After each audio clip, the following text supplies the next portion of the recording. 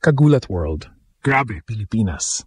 Pagkatapos ng sunod-sunod na panalo sa international tennis scene, Alexandra Alex Ayala ay umuwing bayani sa bansa at literal na ginulantang ang lahat. Mula sa airport hanggang sa mga mall, kahit saan siya magpunta, may mga fans na sumasalubong, nagpipicture at sumisigaw ng Proudly Pinoy. Sa kanyang Instagram story, ibinahagi ni Alex ang simpleng caption, "Always find my way back home." Isang emosyonal na patikim ng kanyang pagmamahal sa Pilipinas.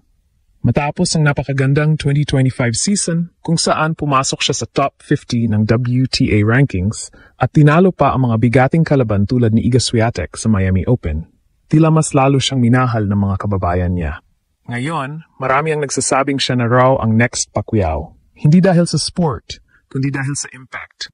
Kagaya ni Manny Pacquiao noong nasa rurok ng kanyang karera, si Alex ngayon ang nagbubuklod sa bansa sa pamamagitan ng sports pride.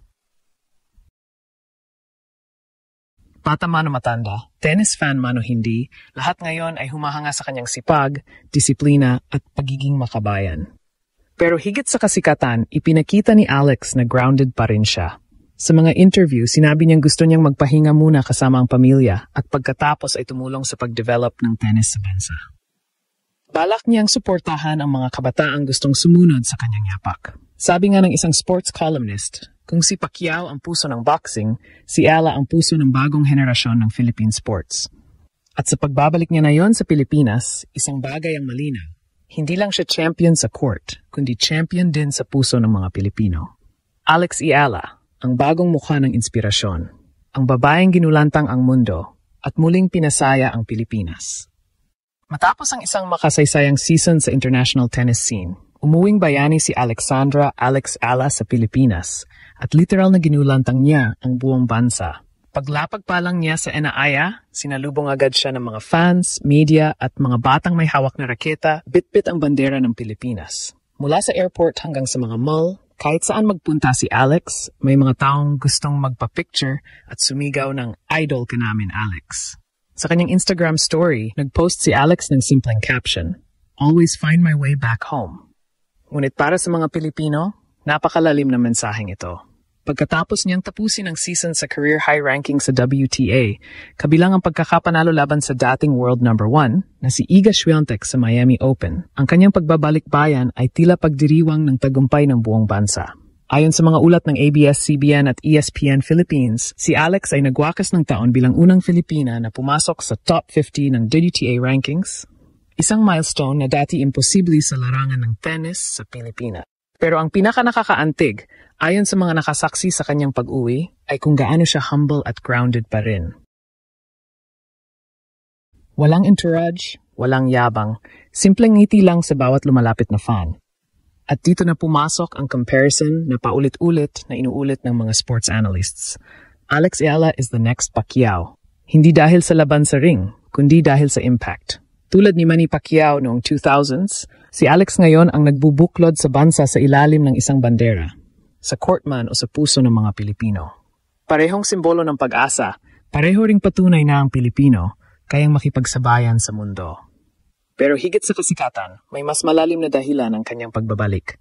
Gusto niyang magpahinga kasama ang pamilya at sabay nito, suportahan ang grassroots tennis program sa bansa. Sa mga panayam, sinabi ni Alex, "Gusto kong magamit ang platform ko para tulungan yung mga batang katulad ko dati, nangangarap pero walang court o raket." At sa bawat hakbang niyan ngayon sa Pilipinas, kitang-kita, hindi lang siya champion sa court, kundi inspirasyon sa buong bansa. Pagkatapos ng matagumpay na pagbabalik ni Alexandra Ayala sa Pilipinas, lalong umikting ang usapan sa sports world. Ito na ba ang bagong era ng Pinoy sports icon? Mula sa mga billboard sa EDSA hanggang sa mga balita sa telebisyon, pangalan ni Alex ang laman ng headlines. Sinasabing kahit saan siya magpunta, may sumisigaw na "Alex, Alex!" Parang rockstar o, ayon sa ilan, parang Manny Pacquiao noong prime niya. Hindi ito exaggerated hype. Ang dalagang ipinanganak sa Quezon City ay nagdadala ngayon ng parehong national energy na minsan lang lumitaw sa kasaysayan ng Philippine sports. Tulad ni Pacquiao, hindi lang panalo ang dala ni Alex, inspirasyon. Isang kwento ng pagsisikap, sakripisyo, at tagumpay laban sa mga odds. Ayon sa mga ulat ng Philippine Star at Rappler Sports, ang pagbabalik ni Alex ay bahagi ng kanyang short off-season break matapos umangat sa World Top 50 ng WTA rankings. at matapos magwagi ng titulo sa Guadalajara Open 125.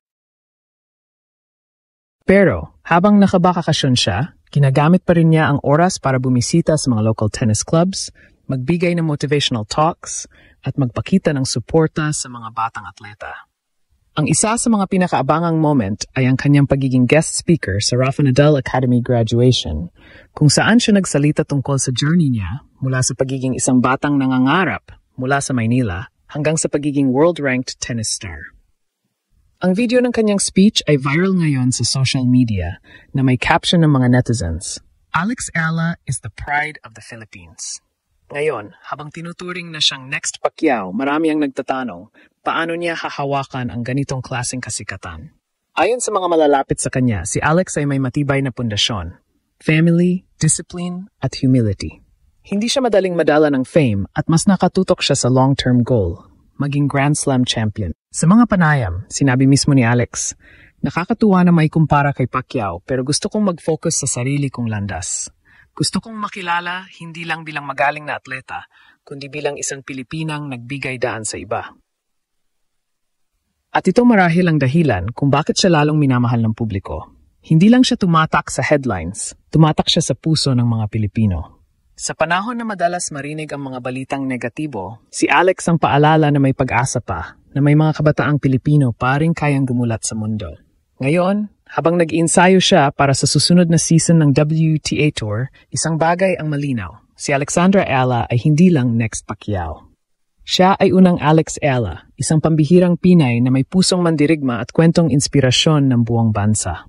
Sa bawat hakbang ni Alexandra Ela sa kalsada, ramdam mo ang pagpagmamalaki ng mga Pilipino. Hindi lang siya kilala bilang tennis champion, kilala siya bilang simbolo ng posibilidad.